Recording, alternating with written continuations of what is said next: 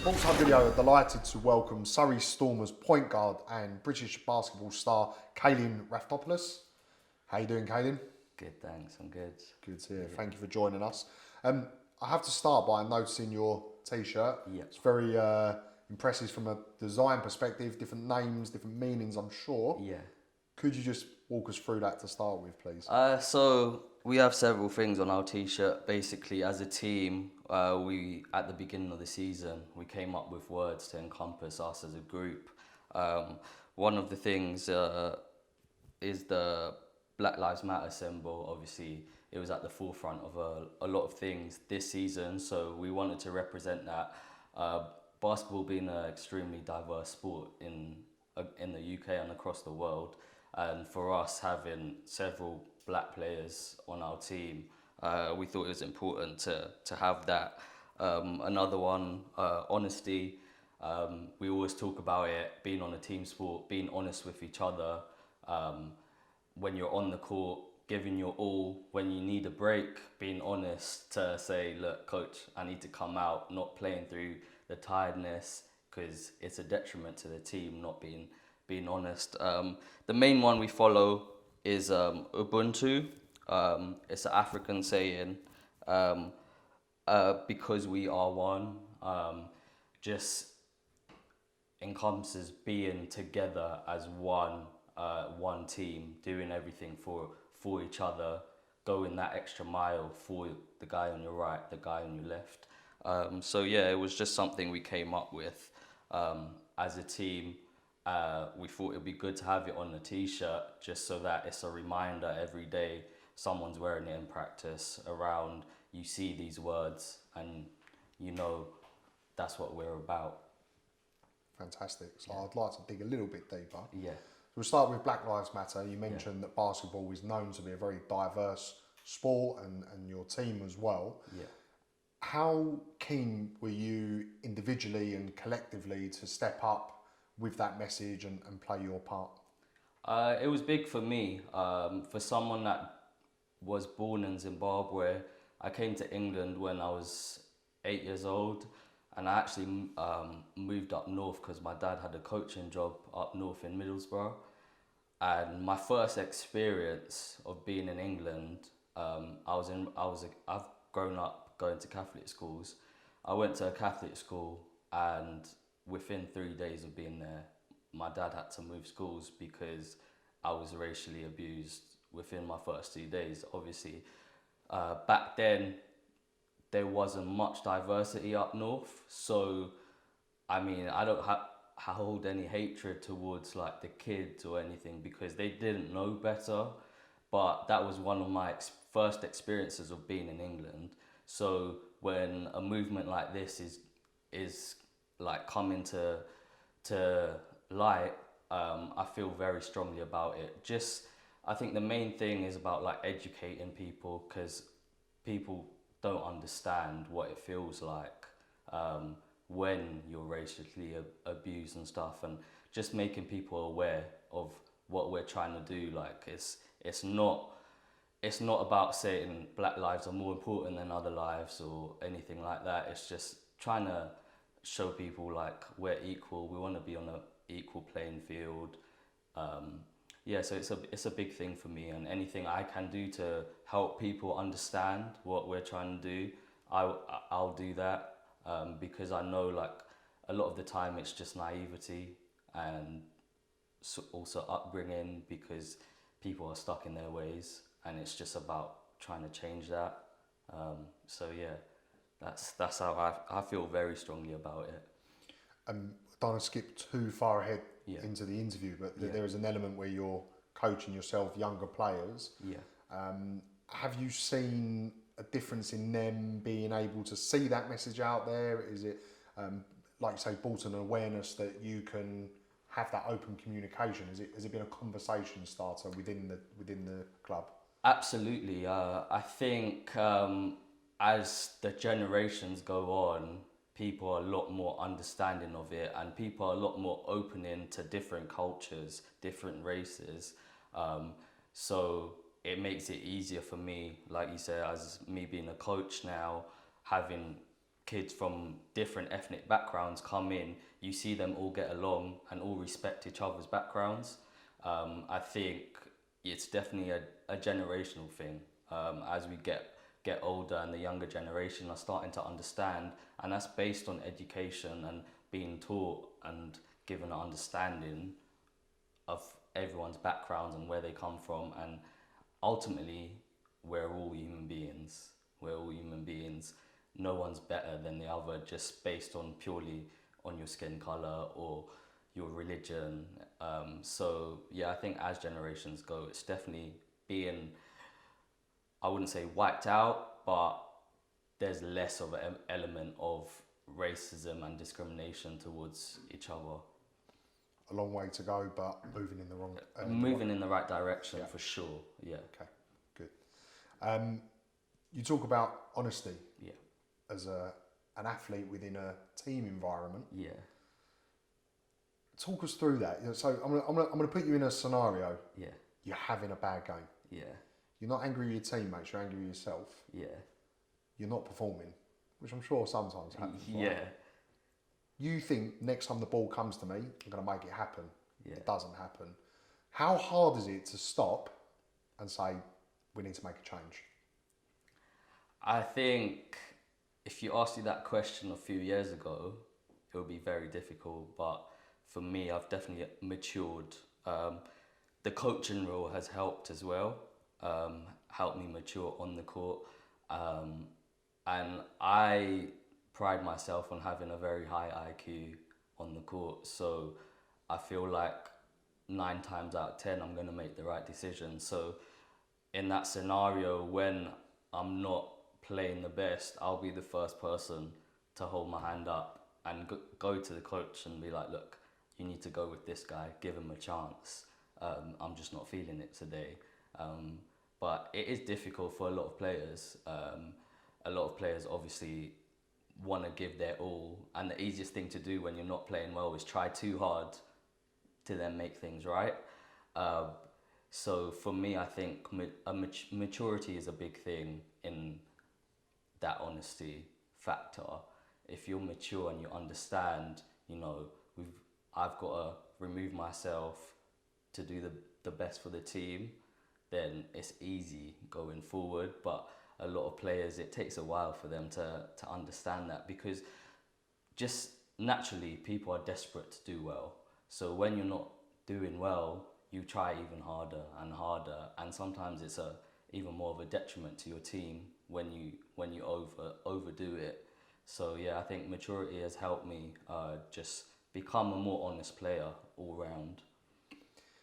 Very eloquently put, but I see a smile on your face that shows me it really has been a hard thing for you to learn over the years. Absolutely, it's been tough. I think for me as well, the last 6 years I've played under my dad as well, which is difficult, because there's been times where I feel like I should be on the court, where I feel like because he's my dad, I'm kind of like the scapegoat, like, okay, like let me. So we've got into it a lot, because I'll be like, look, like I need to be on the court, like when I'm sat on the side. But as it's gone on, like I said, as I've coached, I understand that decision making as a coach is very difficult, especially when you've got like a deep roster and you have multiple players to choose from in the same position. It's not easy. So I've had to mature and understand, like, look, like it's difficult. It's not an easy decision. You're not doing it just, he's my son. It's easy to explain to him why you're sat on the side or why you're coming out the game. Like, it's difficult, but I've learned, and I like to pride myself on being an honest player. You've touched on a couple of things that we're going to dig into a little bit later. Yeah. We'll rip those plasters off in a moment. Yeah. But on the flip side, and I'm hoping there is an example, or we'll move on very quickly. Mm-hmm. When has there been a game where you feel you're not playing well, and you've gone over and you said, "Take me out," and your father has said, "I believe in you. Stay on, make it happen," and he's played his role in that moment as a coach? Actually, I'll go back to the last game of our most recent season. I was struggling shooting wise, and on our team, people see me as the best shooter on our team. Across the BBL, people see me as one of the most elite 3-point shooters, and I literally couldn't throw a rock in the ocean that day. And obviously, mentally, my head was gone because I'd missed some chippies, like some open ones, which I would never miss. And it was in the fourth quarter, a close game. We're playing Plymouth, which is like one of the strongest teams in the league, and we were in a timeout. And I've gone to him and I've just been like, look, just take me out, like put Evan in. Like Evan's our other shooting guard. I'm like, just put him in. And actually, it was our starting point guard that overheard me say that, and he came to me and was like, "No, like you're gonna make the next one. Like you just stay in." And my dad was like, "Yeah, like you're staying in. I don't care if you miss the next 5. You're staying in." And that was kind of like the boost I needed, just especially hearing it from my teammate rather than my dad, like my coach. Was like, okay, yeah, I'm gonna make the next one. And I stayed in, and we ended up losing the game, but like I finished the game a lot stronger than I had started. So yeah, in team sports, when you hear it from your teammates, it's kind of more rewarding than hearing it from your coach, because you know you've got your teammates' respect. So yeah, it's tough when you're having a bad game, but you know, when they lift you up, you want to do it for them. So I was more inclined to get back on the court, blank out what had happened, and just think I'm going to make the next shot. Thank you for that insight. It's exactly what we're about, kind of hearing those stories, because I suppose many people look and say, oh, he's just gone out and upped his game, but there's an element of teamwork, coaching, absolutely, and structure there.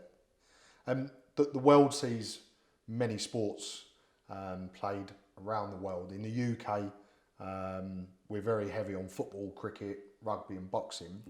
But with a father, Caylin Raftopoulos, who happens to have been the head coach at Teesside Mohawks, Guildford Heat and Surrey Scorchers, what influence did he play in your interest in basketball? For me, obviously, I was just around it. But what a lot of people don't realise is, in my early years of playing, he didn't make me play necessarily. He never coached me. The first time he coached me was when I was 17. Up until then, I had played for other coaches. I was actually more into football. When I first moved to England and we were up in Middlesbrough, I was part of Middlesbrough Football Academy, and it was like when they were in the Premiership, and I was very high on my football. And my dad never ever said like, oh, like you've got to play basketball. He always just let me do what I wanted. Junior club level, my dad was a coach, so he was away with his team. It was my mum that was with me. So although I probably got into basketball because of him, there wasn't a massive influence from him, because he never wanted to be that pushy parent making his son do something. He kind of wanted me to realize it for myself, like this is what I want to do, this is what I want to pursue. So apart from watching him when I was younger and seeing him coach, there wasn't like a massive push or influence from him. Yeah, like I saw him do things and I was like, oh, I want to do that. But that's probably as far as it went, because he would never ever get on me. And we have this debate, like father and son debate now, where I'm like, I do wish he kind of pushed me a little bit more, because I was gifted with natural ability and I didn't work as hard as I should have. And I say to him, like, I do wish you just got onto me and made me get into the gym and stuff, but he was just never like that, which I am kind of thankful for, because I was around teammates and stuff who had fathers who made them hate the sport. So I'm thankful that he wasn't like that, and I ended up going down a certain road, and not like them who absolutely despise basketball because their parents forced them into it. benefits of a balanced influence, I guess. Absolutely, yeah. What is it about basketball though that really caught your eye? If your father wasn't pushing you as much as some others, and you liked football, Yeah. what grabbed hold of you? I think at the time when I was younger, just it was like the urbanization, the music, like everything was just like tied in, and I was more drawn to it. And then obviously natural ability wise, I was just naturally good at it. And as a young kid, you're gonna want to play the sport that you're better than everyone else at. And I put everything into football. But then I would get onto a basketball court and I would stand out without even trying, without even putting in extra work. So for me, it was like, okay, I'm gonna be a basketball player. Like I don't even try, and I'm better than most people my age. And I was little, like I've always been little, and I was still like running circles around all the bigger kids. So for me, it was like, okay, yeah, basketball it is. Like I've got to run with basketball. So that's why I stuck with it really. In sport, I'm gonna, if I may, just touch on the size element because Yeah. obviously if you're in football and you're a centre half and you're 6'5", it's going to put you in good stead. Yeah. What physical elements are there to your position and how have you had to adapt? Is your height a usual height for that position? Are you competing against much taller guys? On the pro level, I'm tiny. Like, I don't get me wrong. There's several people that play pro that like, I'm 5'8", that are under 6 foot. So you do get point guards that are like 5'8", 5'9", but it's rare. So for us, one of the main attributes is our quickness, and having a good IQ, because obviously you're smaller, you're likely to go up against bigger players. So it's knowing how to defend those bigger players to eliminate that size factor.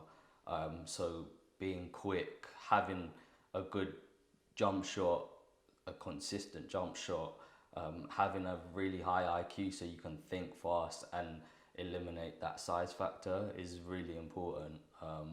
Because yeah, like it's very rare to have anyone under 6 foot being a professional basketball player. Is basketball a more challenging sport physically than people give it credit for? Absolutely. But I think there's this notion like when you're like growing up and you like play in like PE, like people will be like, oh, it's like a non-contact sport. Like it's one of the most physical sports you'll play. And like if you were to go and sit courtside at a professional match, you'll get an insight into how physical it is. So, I mean, especially with the forward positions, like guys are built like rugby players and they're hitting down there like rugby players to get that positioning and stuff. Like it's super physical. So when people, I always laugh when people are like, oh yeah, it's like non-contact. Nah, like it's physical from start to finish. I fully believe you, and I'll take your word for it. Your early years in the game took you to the London Towers programme before playing youth basketball with Spelthorne Atoms and London United Richmond College. How did you deal with moving into that standard of play? So London Towers was obviously an established club back then. They were one of the first English clubs, I think, to play in Europe with their professional team. So it was big for me to be playing and be a part of that organisation. It was tough for me at first because I had just moved to London from up north, so I didn't know anyone. So adapting to playing with new people and playing against kids for the first time that were kind of like on my level was really hard, because I just wasn't used to being in that kind of environment. But it helped me a lot, and it was definitely one of the biggest influences and helped my development a lot. Just playing at a high level, week in, week out. So yeah, like it's one of the things I'll always remember about my development is going to London Towers, and just London Towers was based at in Crystal Palace, so like the kids are hungry because a lot of the kids there come from less fortunate backgrounds and stuff. So for them, come to that basketball court is their outlet, and they put everything into being the best they can be. And that was the first time I was exposed to something like that. That hunger and dedication, I think, is what you're touching on. Yeah. Was a notable difference. What else was there that you felt, right, I need to adapt this, or what else did you learn from that step up? The hunger is a big thing, and just desire, like on the court. Like there was things I wouldn't do before that, like dive on the ball, like dive on the floor for a loose ball. I was like, no, like I'm not doing that. I'm not gonna scratch my knees up. But when you've got 9 other guys on the court doing that, it's like, okay, for me to fit in, I've got to have that extra grit and stuff. And not just at London Towers, but a lot of the clubs, like the inner city clubs, like that grit is second nature, like in the London clubs. So I had to adopt that really quick for me to fit in to that environment. In 2010, you moved to the United States to attend college. Can you just walk us through that early stage of your life and the part that basketball played in it? So it was a tough decision at first. I was at Richmond, London United, and I had 1 more year left of my A levels, and it was like, do I come back and finish my A levels, or every kid's dream is to go to the States? And the opportunity came up, and I was just like, I have to go. What helped is that there was 2 other British kids that I knew at the school already, so I was like, even more of a case for me to be like, look, I'm going, I've got to go. But I found it tough. Like within the first 2 weeks, I was on the phone to my parents, like, book my flight, I want to come back, because it was just completely different to anything I'd experienced back home, like in England, because basketball's like a smaller sport, and I was like one of the main players on my team, so I was used to playing the whole game. Then I go over there, I'm like 3rd string in my position, 2-3 minutes a game. I'm like, this is not for me. Like I want to go home. But thankfully, like my parents taught me into staying, and it ended up being like the biggest development year of I would say in my entire basketball career, because I was working so hard for the coaches to see me as being one of the main players in the rotation. So my improvement was like the most it's ever been. But just the discrepancy in what they get as young players to what we get in England is ridiculous. Just amount of court hours, the coaching as well. Like in England, you tend to get like a lot of, like, no disrespect to them, but you get a lot of like parents who start being coaches because their son's into the sport and they have no background like of that sport. So they try, but their understanding and stuff of the game doesn't really translate into the coaching. Whereas in America, like the coaches are former pros, like they've played at a high level, so the coaching is on a different level. And I think that's why like it helped me excel so much in that period of being there. You noticed some differences in the way that the teams in London played, the kind of attitude perspective, the way of playing, the hunger, and you evolved as a player from that. Yeah. Being in the US, the home of basketball, Yeah. being on a court with I'm guessing, a whole different level of player. What was the biggest surprises? What did you learn from that? What were, I'll say this with all due respect, if there are any, and it maybe some shortfalls in your game or the way that you played. What did you pick up from that experience? The main thing was when I first got there was the strength. Like they were so strong. Like I went from playing with boys to playing with men. Like the way they're built, and I guess that's just because they start like getting in the gym from a lot younger age than we do in England and stuff. Like I was literally playing with men, so I had to get in the gym and get stronger. That was like the biggest difference for me. And then obviously the level, like where in England, if I got onto the court, there's probably like, you'd probably say there's 3 or 4 of us who are at elite level at any one given time. Whereas there, everyone on the court is at a certain level. So like I've gone from being the big fish in England to being the little fish in a big pond over there. So that was the biggest thing for me. It was tough adapting to that.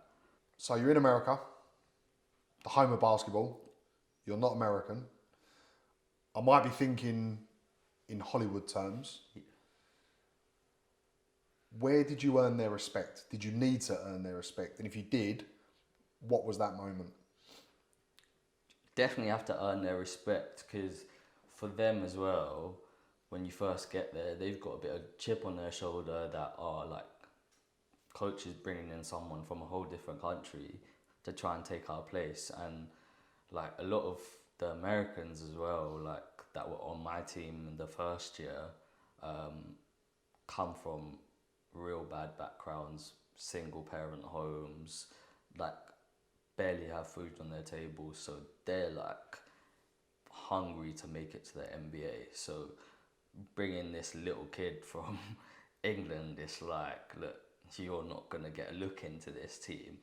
And the first time I actually felt like welcome and I thought, okay, yeah, like I've earned their respect, was the 3rd game I played, the pre-season game. So coach was like rotating, everyone was getting a chance, and I finished with 12 points. I hit 4 3-pointers, and like after that it was like, okay, like he can play a little bit, like you're fine, you can. And like for me, like 12 points in a game is nothing from what I, like when I was a junior in England, I used to average like 28 points a game, but like going there 12, the games before I didn't even score, so that 12 points, they were like, okay, like he's got something to him. So that was the moment I got their respect. Enjoyable moment?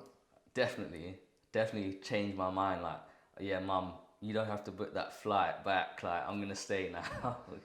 Yeah. Good decision.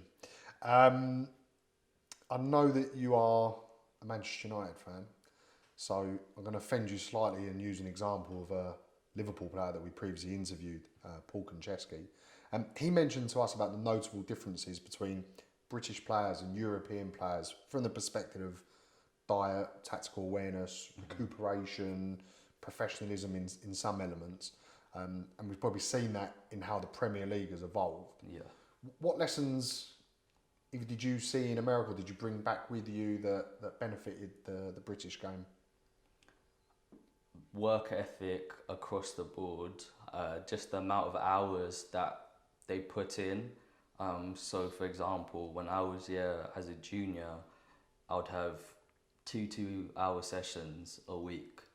Go over there, 3 hours, not two, excuse me, 3 hour sessions 5 times a week. So already they're at an advantage just based on their team practices. And then outside of the team practices, I had never done anything extra. I'd go to my team practices and that's me for the week. I'm like, yeah, wait for game day. After practice, they're staying for an hour, 2 hours after, shooting 1,000 shots. And then you realize why they're at that level and we're at the level we're at. So the main difference is just that work ethic and that hunger to be great. is what I've brought back and what I preach to my young athletes now.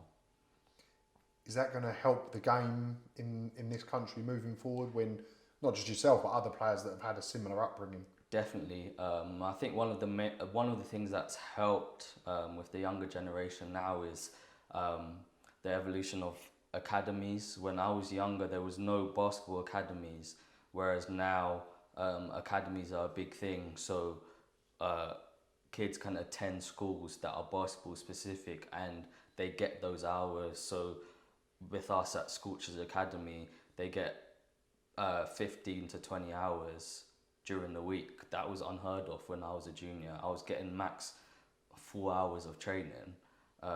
So having that amount of basketball is only going to help. It's only going to benefit you on the court. So it's definitely improving, and you can definitely see in terms of like on an international level, we're becoming a lot more competitive across the board, just purely based on the amount of hours we're getting on the court. More to come though, I hope. Definitely. Your professional career started with Surrey Heat. Yeah. Coached by your father at that point? Yeah. We kind of touched on this earlier, Yeah. and I want to dig in a bit on it. Yeah. Quite simply, what were some of the challenges you faced having your father as your head coach? So at that time, 19-year-old, just got back from America, and I was actually, a lot of people don't know this, I was actually, in my mind, done with basketball because things didn't work out the way I wanted them to in America. So I've come back, I'm like done with basketball.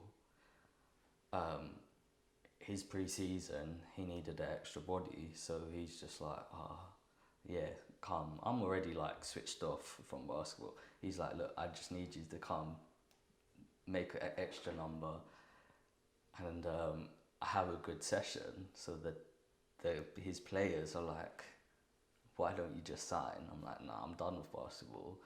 End up signing, and then first like 3-4 games, I barely play. So I'm sitting in the car on the way home with him, not saying a word. He's like, you've got to talk to me at some point. I'm like, you've talked me into signing and playing. You're not even giving me a chance. Like, so for me, the hardest thing was that going home with him after.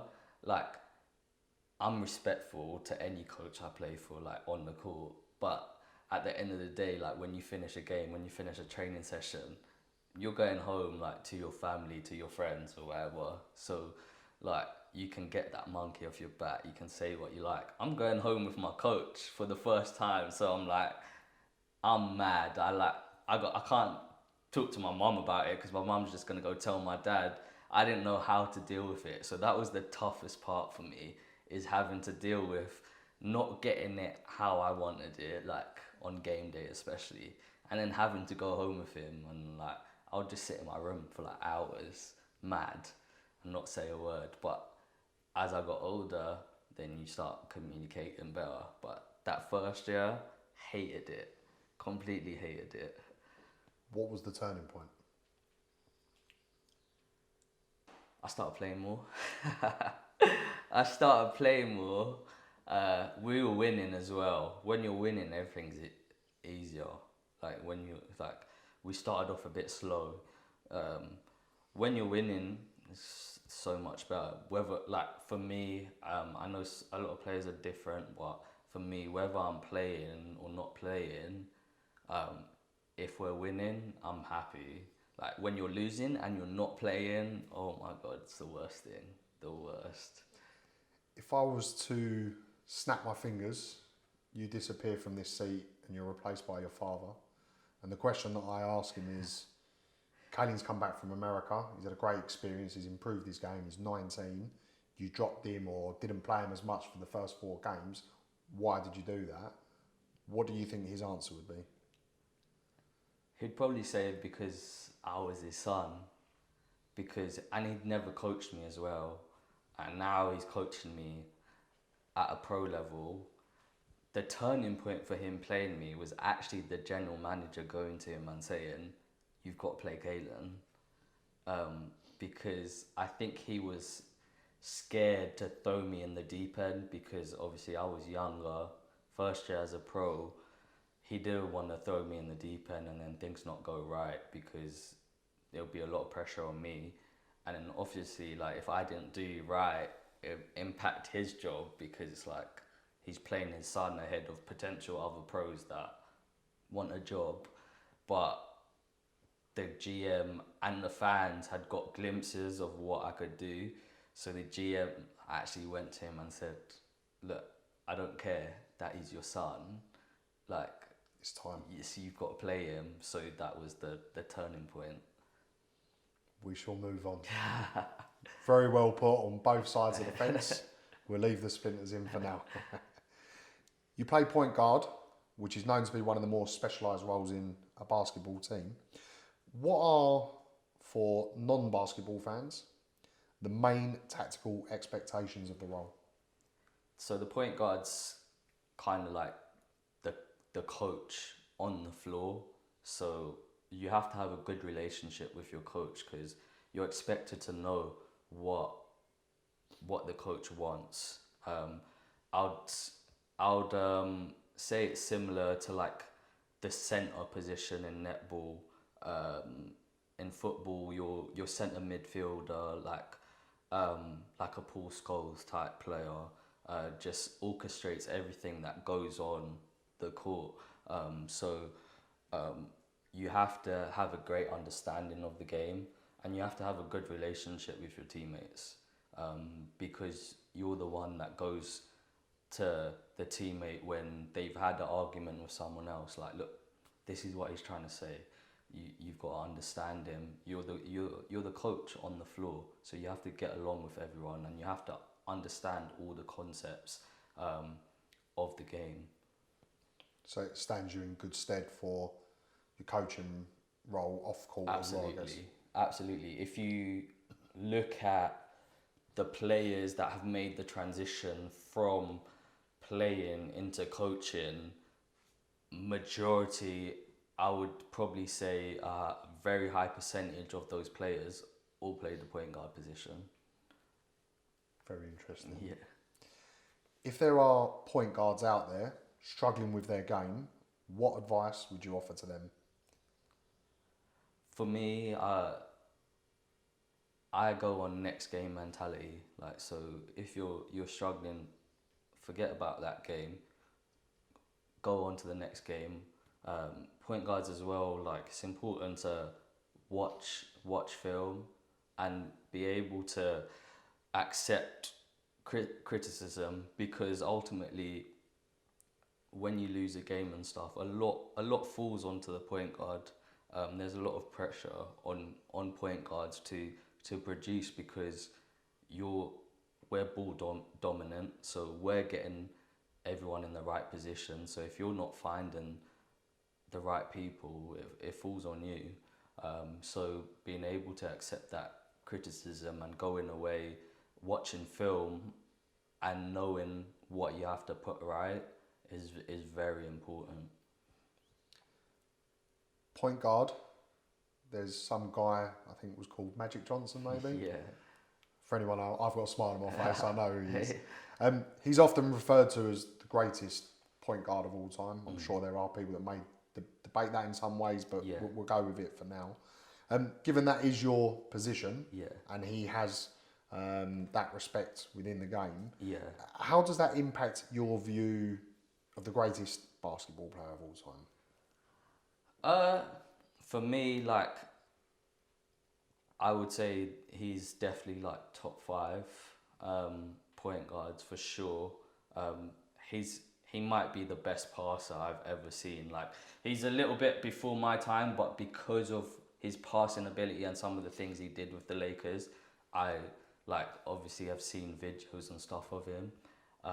But in terms of overall player, like basketball player, for me, the greatest is Michael Jordan, and we have this debate probably weekly with players between Michael Jordan and LeBron James, like who is the greatest. But after watching the Netflix documentary on Michael Jordan, I think it's hands down him. Before watching that, I probably would have had LeBron like just ahead of him, but just seeing what a winner he was and the things he did, and I actually think back in his era it was harder than it is now, because they've put in rules which makes it easier for like offensive players and stuff now, whereas there, like back then, they were getting hit all over the place, and Mike, yeah, hands down the greatest for me, for sure. We talk about Lewis Hamilton, Ayrton Senna, Yeah. Muhammad Ali, Tiger Woods, Rafa Nadal, Roger Federer, whoever it may be. Yeah. In men's sport, as we're talking at the moment, Yeah. or sport in general. How proud are you that the sport of basketball has someone who's not only one of the greatest sports people, but could quite possibly be the greatest of all time? Yeah, it's big. It's massive. Not just because of his basketball ability, but also what he's done off the court. Like, his brand is worldwide. Like, to see someone who's played basketball and has now forged a living off of his brand, like, is amazing, and it gives like me like hope that I can go on to do something after playing basketball, which he's done. I think his Jordan brand is like multi-million company now, like alongside Nike. So yeah, it's for a basketball player that you love to see it. Checking the footwear at the moment. We'll keep that a secret for people to guess. You rejoined Surrey Scorchers in 2020. What can we expect from the current side? It's a difficult one. We hope that we can get to a point where we're like the likes of Leicester and Newcastle, who have a returning core year after year, just purely based on what they have at their disposal. Unfortunately for us, with budgets and stuff, it's hard for us to keep a core together. We tend to get players on 1-year contracts, and then it's like they do a year and they're off somewhere else. So if any sponsors are watching and they want to sponsor Surrey Scorchers, we're open to it. But next year, we didn't have the greatest of seasons this year, so I think the rebuild, we're looking to bring in guys that are a lot more hungrier. This year we had a mixture of experience and some rookies. I think it's obviously important to have that experience on your team, but I think having that young, hungry rookie on your team is important too. So hopefully we can bring in players that are willing to buy in as well. I think this season just gone,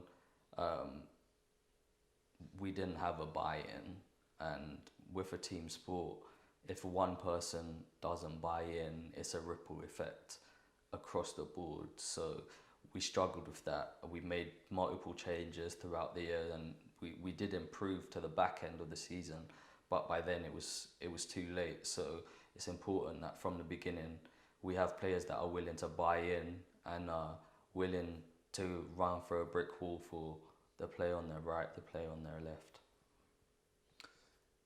In addition to leading the way on court, you are the head coach of the Scorchers Basketball Academy, which ties into the rookie comment. Why is that role of interest to you, and is the aim to move into coaching in years to come? For me, I don't see myself doing anything outside of basketball. So the obvious choice is to go into coaching. And also, when my time at Worcester, I did a degree in sports coaching and development, so it kind of makes sense for me to go down that route. And also when the opportunity arose to coach the academy team, I'm really big on giving back. And for me, I've been in their position, and I feel like I can help them achieve their goals. So I'm not necessarily about winning at that level. I'm about developing, and if one of them get a scholarship, whether it's to English university, to American university, for me that's a win, and it's a tick box for me, and I'm satisfied. And then I'm like, bring on the next batch of kids, and I want to get them a scholarship, get them onto things. So yeah, it's rewarding. It's a rewarding thing, and that's why I love coaching the younger generation.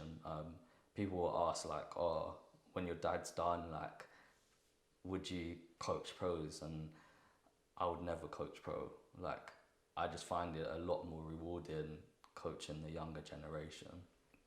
We'll see if that offer comes. You might change your mind. You appear to me to have a real solid sporting acumen, coupled with an impressive willingness to self-reflect and grow as an individual, professionally and personally. Having taken on a coaching role, how has it impacted your understanding of the game?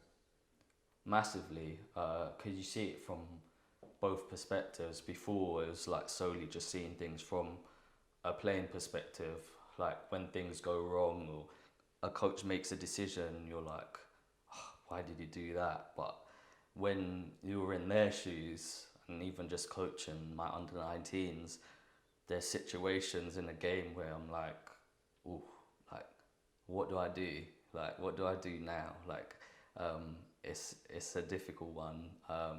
So the main thing I've taken from now becoming a coach is just being a student of the game is so important.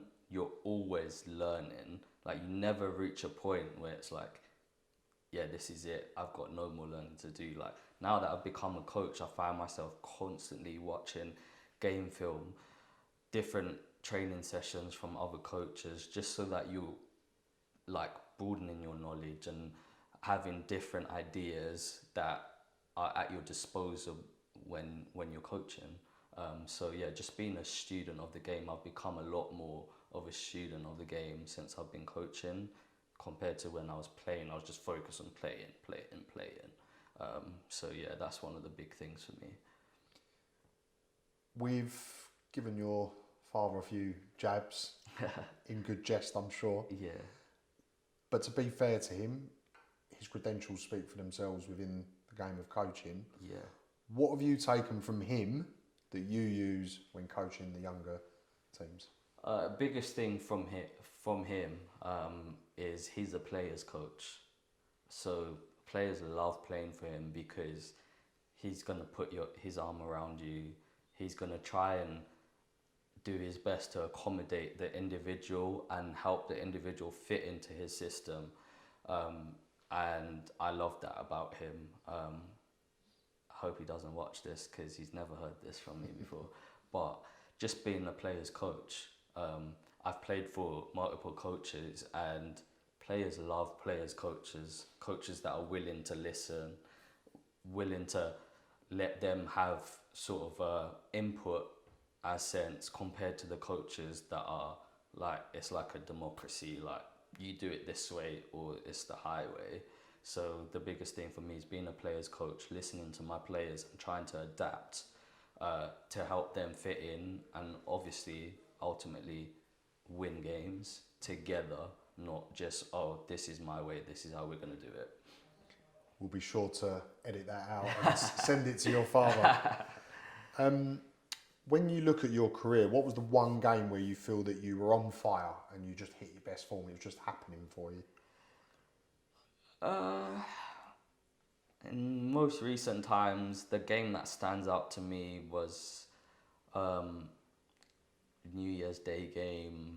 I think it was last season. We played Manchester Giants. We ended up winning by like 3 points, but there's a moment which will stick with me for years to come, where it was like a 1-point game, about 30 seconds left, and we were on a fast break, and I got the ball in the corner, and I shot a three, and you hear the commentator say like, Caylin for three, he's gonna take the roof off, and I made the three, and the whole crowd like just went crazy, and the commentators like shouting, he's taking the roof off, like it just in the back of my head, like constantly, like that's one moment that keeps me going, and I live for those kind of moments. So yeah, that's up there, and I can't wait to have those kind of moments back, because we played this whole season just gone without any fans, and it's just not the same. Getting up for a game and stuff, like it's not the same having that atmosphere there. So yeah, I look forward to having them back as soon as possible. We touched on some sporting greats earlier. Yeah. We also have to think of people like Serena Williams, Katie Taylor. Yeah. What's happening with the women's game of basketball in the UK? It's definitely improving and getting closer to that of the men's game in terms of like coverage and stuff, and we've got the women's professional league. There's a lot more females playing basketball now, whereas like before majority of females from a young age would be pushed into like netball. So it's definitely improving. It's got a way to go still, but I think they've started earning that respect, especially from males. A lot of males, not in a disrespectful way, but it's just like they never respected the female game. It was kind of like they just turned like a blind eye to it, like, oh yeah, they're playing. But in recent years, the female like national teams and stuff in England have actually been more successful than the male, so we have no choice but to show them some respect, because they're setting the bar like for us to, you know, try and catch them now and become more successful on an international level. Well, with that competition and the extra training hours and things that you're seeing implementing the game, then we've got a bright future ahead of us. For those that wish to follow you on social media, Yeah. what are your handles? So I'm only on Instagram at the moment. My Instagram is Cayraf, so CAYRAFF. So follow my Instagram, and Scorchers Basketball as well for all updates of our training throughout the summer, and then building up to the league. Come down to a game. Hopefully we'll have fans in the game come September. So yeah, follow me on Instagram. We already do. I'm sure the viewers will too. I must say, I've really enjoyed this conversation. To be very open, I've always enjoyed basketball. It's not in my top 5 sports per se. Yeah.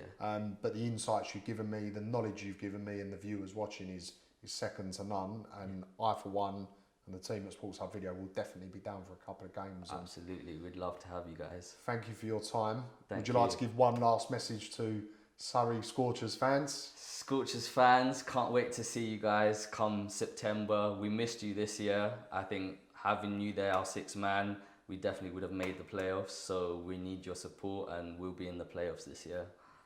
Good man. Thank you very much. Thank you. Take care.